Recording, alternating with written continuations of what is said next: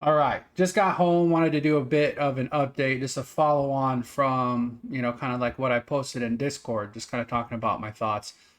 So we lost the 96. It's this key level here. I was just using 96K, easy round number to remember. We're kind of below that at the moment, but we're fighting kind of this value area high, of this range that we've been developing since we had the impulsive move to the upside.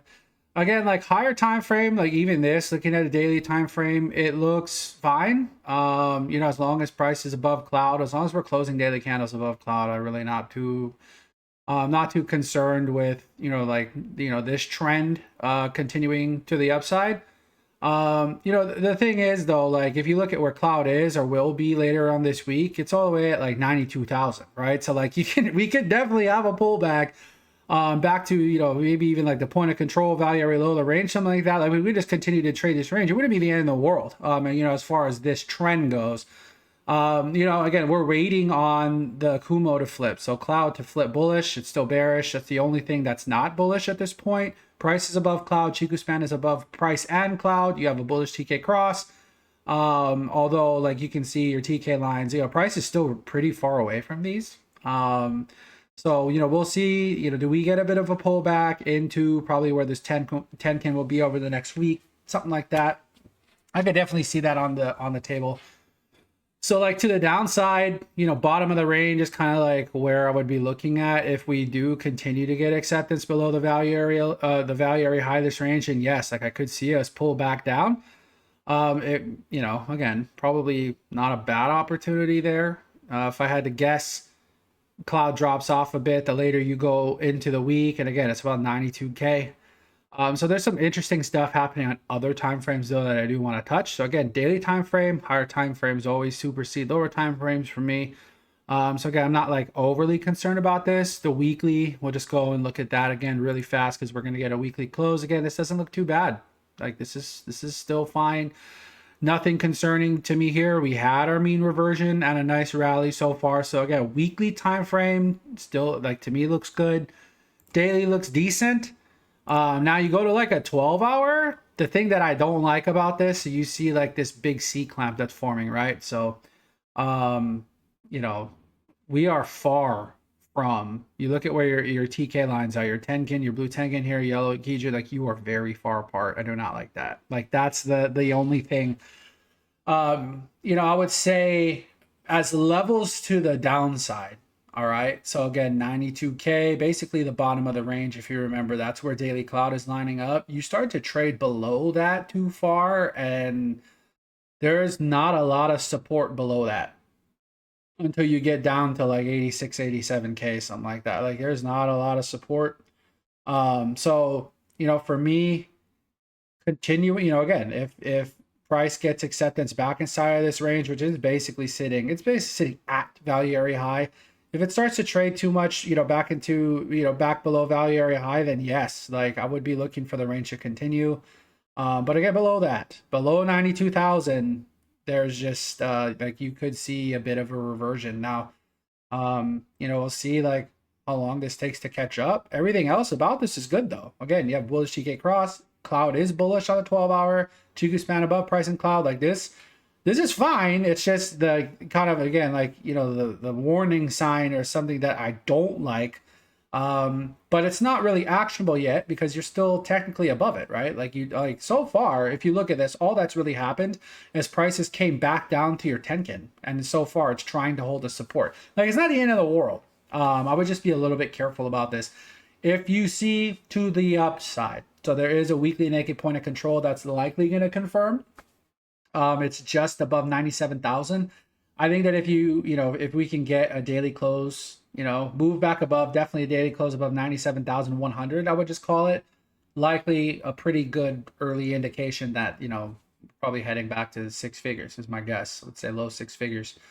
So anyway, I just wanted to do a little bit of an update. To the upside, 97,100, key level that I want to see reclaimed. To the downside, we're kind of like, we're at this point where, again, like I would just say, like, obviously don't forget about these range levels. I think that they're still going to be important. If you start to see $92,000 break to the downside, just know, like we could, it could be a bit further of a retracement. But for now, things still look pretty good. Things still look okay. I'd prefer to see us kind of like get back above 96,000, but again, not the worst thing. Go down to an 8 hour, same story, right? 8 hour Tenkin is holding up really well. Actually, it's like been phenomenal support. So until that's lost, again, you got your Kijun's a bit of a ways down there, but my guess is, over the next couple of days, you're probably going to see this around 92K, something like that wouldn't surprise me.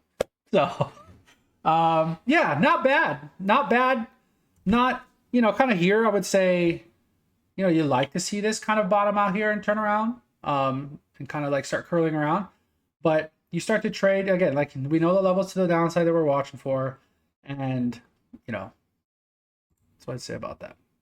Last thing I'm going to cover just briefly is, the stuff that we looked at. Like, look at AVAX. Holy smokes, right? So, like, this is why, when you have specific trade setups that require, like, that have concrete entry, like concrete reasons to enter, that's why you wait. And you don't front run those signals. Because, I mean, there wasn't a signal, but like, that's why you don't front run those trade ideas by jumping into them early and you wait for confirmation, because then you get something like this happen. And like, look at this, like absolute perfection. Daily cloud holding up really nicely, and you've been rejecting the entire way, and now you've lost your Kijun. You even had your Tenkin. You had a daily close below that, and like this doesn't look the best now all of a sudden, right? If you look at last week, when we were talking, I think we did a stream here on Friday. We were kind of saying we could even open inside a cloud and, wait for the daily close. You get the close inside a cloud, bullish CK cross, Chico span above price, and you're looking for $29, literally is the stream that we did on Friday. And what's happened?